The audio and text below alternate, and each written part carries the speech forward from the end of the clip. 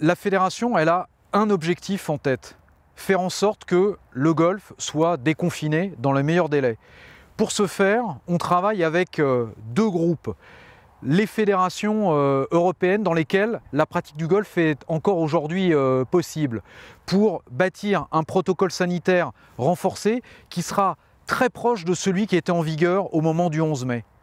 Nous travaillons aussi avec les autres activités sportives de plein air, le tennis, l'équitation, la voile, et aussi des activités telles que la chasse et la pêche, pour démontrer aux acteurs publics que nous pouvons pratiquer nos activités sans faire courir de risques à la population et sans exposer nos pratiquants à un risque de contamination.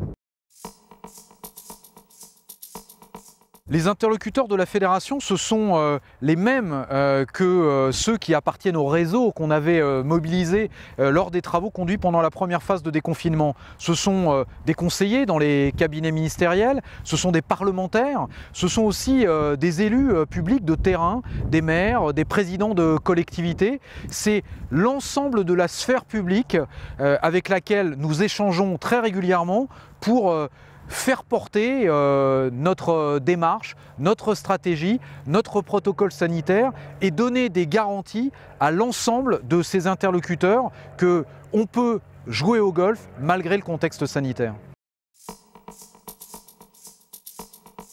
La stratégie de la fédération, elle est extrêmement claire. C'est de créer un consensus fort et large. On peut parfaitement comprendre qu'à l'annonce des nouvelles mesures de confinement, chez les golfeurs, chez les dirigeants de clubs, ça a pu générer de la colère. Cette colère, comme la peur, elle est mauvaise conseillère. Il faut garder son sang-froid.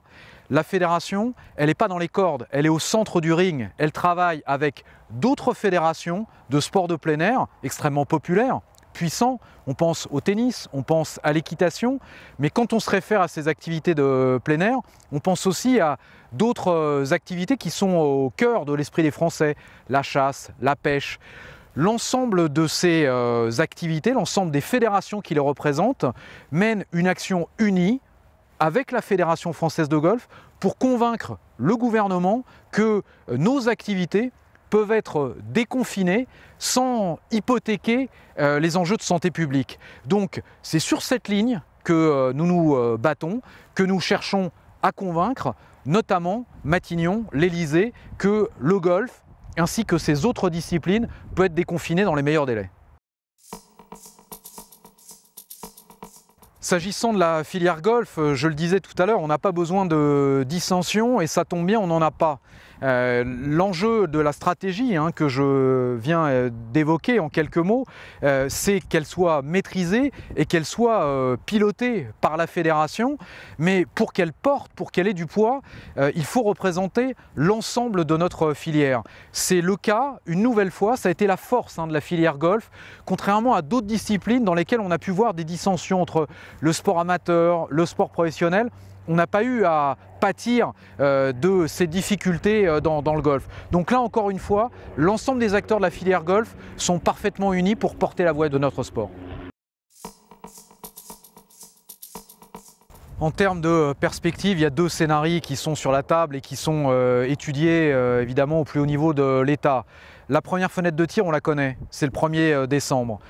Très clairement, on pense qu'on a des arguments à faire valoir pour que nos activités de plein air, et le golf en particulier, fassent partie de ce premier wagon, comme ça avait été le cas lors de la première fois.